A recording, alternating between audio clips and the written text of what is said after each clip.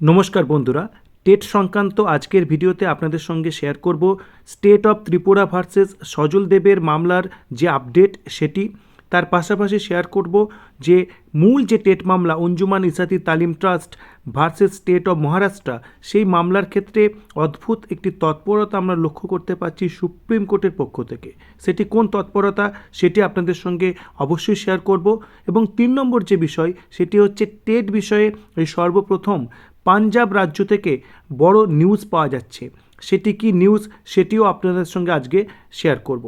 তো এই মূলত 3টি বিষয় নিয়ে আজকের ভিডিও। তো চলুন শুরু করা যাক আজকের ভিডিও।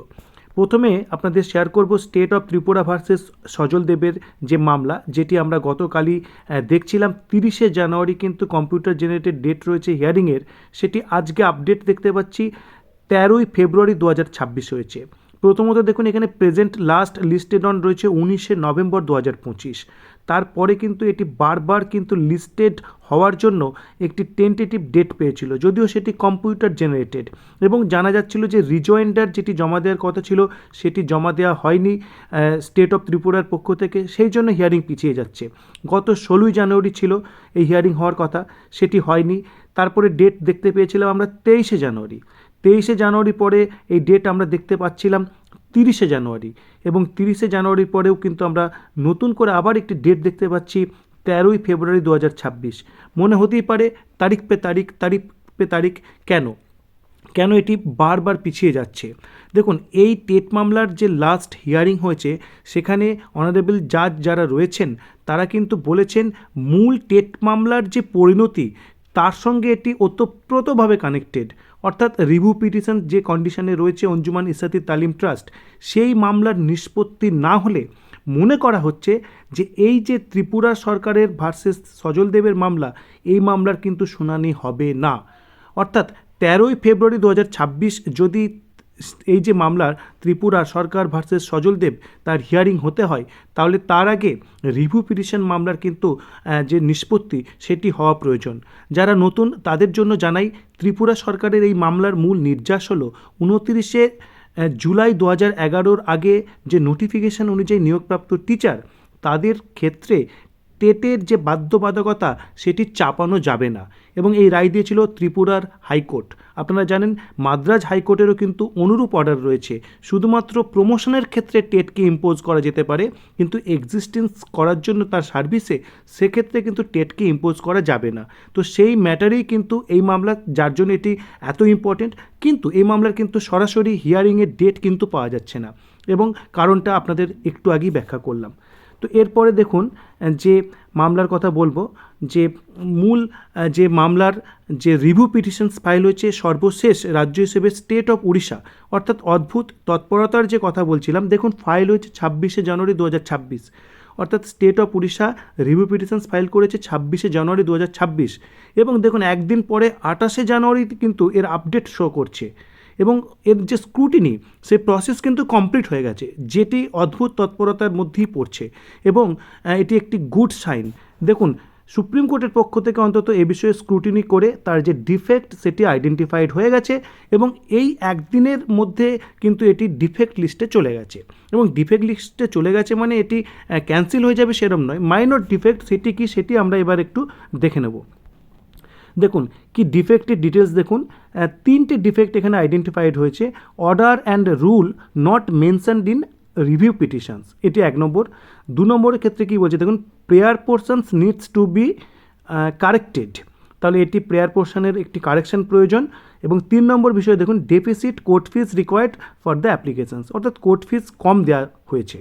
তাহলে একদম মাইনর কিন্তু ডিফেক্ট, কিন্তু সেটিও কিন্তু স্ক্রুটিনি করে আইডেন্টিফাইড হয়েছে, যেটি পজিটিভলি একটি বলা যেতে পারে ভালো খবর, যে খুব দ্রুত কিন্তু বিষয়গুলি কিন্তু স্ক্রুটিনির পর্যায়ে রয়েছে। এবার আপনাদের সঙ্গে শেয়ার করব পাঞ্জাব থেকে স্টেট কানেক্টেড কোন খবর উঠে আসছে। দেখুন, Punjab teachers without TET face promotion bar, front cries foul. অর্থাৎ টাইমস অফ ইন্ডিয়ার এই যে খবর, যেটি 28শে জানুয়ারি প্রকাশ পেয়েছে, সেটি কিন্তু প্রমোশনের ক্ষেত্রে যে টেটের বাধ্যবাধকতা সেই সংক্রান্ত পাঞ্জাবের যে একটি ডিরেকশনস তার উপর যে নির্ভর করছে এই খবরটা। দেখুন, এখানে সেই অঞ্জুমান ইসাতি তালিম ট্রাস্টের যে মামলার যে ডায়েরি নাম্বার বা সিভিল অ্যাপিল নাম্বার সেটিকে মেনশন করা রয়েছে, এবং পাঞ্জাব সরকারের যে ডিপার্টমেন্ট তারা কিন্তু এই যে PST যে পরীক্ষা 2 সেটি ক্লিয়ার করার কথা বলছে, অর্থাৎ পাঞ্জাব সরকারের টেট 2 অর্থাৎ যে আপার প্রাইমারি লেভেলের জন্য যে টেট সেটি ক্লিয়ার করার কথা বলছে যদি তাকে প্রমোশন পেতে হয়। তো এটি একেবারে অন্য বিভিন্ন রাজ্যে কিন্তু এই প্রমোশন পদ্ধতি রয়েছে, অর্থাৎ প্রাইমারি থেকে আপার প্রাইমারি, অর্থাৎ প্রাইমারি টিচার থেকে তাকে আপার প্রাইমারির কিন্তু প্রমোশন দেওয়া হয়। তো সেক্ষেত্রে কিন্তু এখানে পেপার 2 যে টেট সেটি মাস্ট ক্লিয়ার করতে হবে। তো এটি কিন্তু বলা রয়েছে। তো department announced a schedule for counselling and verifications of eligible teachers verifications and station choice will be held 29th for teachers from, এবং ডেট দিয়েছে 29-30 ফেব্রুয়ারি 2, এবং স্টেশন চয়েস কিন্তু একটা অপশানস দেওয়া হচ্ছে তাদেরই যাদের টেট কোয়ালিফিকেশনস রয়েছে, অনলি এলিজিবল ক্যান্ডিডেটস। এবার দেখুন যে বিষয়টি এখানে জানা যাচ্ছে যে smooth conduct of the counselling process and strict কমপ্লায়েন্সের জন্য Punjab school educations director Gurinder Singh Sodhi তিনি কি বলছেন দেখুন, he added the department would hold TET shortly to ensure no deserve teachers was deprived of career advancement opportunities. অর্থাৎ এটি একটি খুব ভালো উদ্যোগ যে কেরিয়ার অ্যাডভান্সমেন্টের ক্ষেত্রে কিন্তু এগিয়ে যাওয়া, কিন্তু সেক্ষেত্রে কিন্তু টেট তাদের দিতে হবে, এবং এই টেট দেওয়ার জন্য তারা কিন্তু টেটের অ্যারেঞ্জমেন্ট করবেন সেই প্রসঙ্গই কিন্তু এখানে উল্লেখ রয়েছে। এবং এখানে ডেমোক্রেটিক যে টিচার্স ফ্রন্ট রয়েছে তাদের শিক্ষক সংগঠন তাদের পক্ষ থেকে কিন্তু এই বিষয়ের কিন্তু বিরোধিতা করা হয়েছে, এবং বলা হচ্ছে effectively ডিপ্রাইভিং many senior teachers of promotions, অর্থাৎ মেনি টিচার্সকে কিন্তু প্রমোশনের হাত থেকে কিন্তু এখানে বঞ্চিত করছে এই নিয়ম। এবং যে বিষয়টি বলা হচ্ছে, the front demanded that the Punjab government intervene to seek modifications of what it termed an employee adverse Supreme Court decisions, grant exemptions from the TET requirement to teachers appointed before its introductions, and issue directions to call all eligible teachers for station choice। অর্থাৎ এখানে টেটের বাধ্যবাধকতা সরিয়ে রেখে সবাইকে কিন্তু ডাকা হোক যে স্টেশন চয়েস বা প্রমোশনের জন্য, ভেরিফিকেশনের জন্য, এই হচ্ছে তাদের দাবি। It warned of possible agitations if the demands are not addressed, অর্থাৎ অ্যাজিটেশনের হুমকি কিন্তু দিয়ে রাখছেন এই সংগঠন যদি ডিম্যান্ড তাদের ফুলফিল না হয়। এবং আপনাদের সঙ্গে শেয়ার করতে চাইব, গতকালই কিন্তু একটি ভিডিওর ক্লিপিংস আমরা দেখেছি যেখানে পাঞ্জাব সরকারের টিচার্সরা তারা কিন্তু অ্যাজিটেশন করছেন, অর্থাৎ টেটের যে আঁচ সেটি কিন্তু একেবারে আন্দোলনের পর্যায়ে পাঞ্জাবে কিন্তু পৌঁছে গেছে। এই খবরের কিন্তু একটি অনুরূপ খবর দেখতে পাচ্ছি আমরা, দেখুন সে একই খবর যেটিও কিন্তু এই টাইমস অফ ইন্ডিয়াকেই সোর্স করে কিন্তু বানানো হয়েছে। তো এই তিনটি মূল আপডেট আপনাদের সঙ্গে শেয়ার করলাম।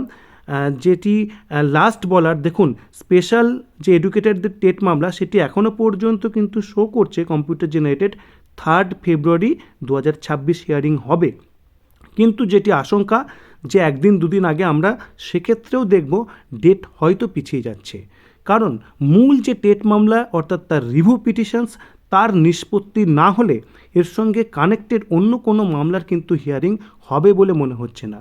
এখন যেটি প্রয়োজন, যে সমস্ত রাজ্যের রিভিউ পিটিশনে মাইনর যে ডিফেক্ট রয়েছে সেই সমস্ত রাজ্যের সংশ্লিষ্ট শিক্ষকরা তদবির করে যাতে খুব দ্রুত সেই ডিফেক্ট রিমুভ করা হয় সেই উদ্যোগ কিন্তু টিচার্সদের নিতে হবে।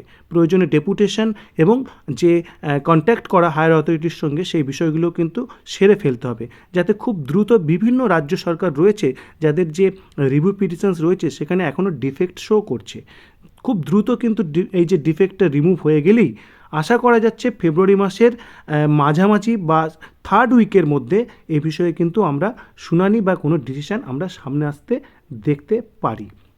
তো এই ছিল আজকের আপডেট। পরবর্তী আপডেটের জন্য অবশ্যই চ্যানেলটি সাবস্ক্রাইব করুন এবং আপনার এই বিষয়ে কি মতামত সেটি অবশ্যই কমেন্ট বক্সে প্লেস করুন। ধন্যবাদ।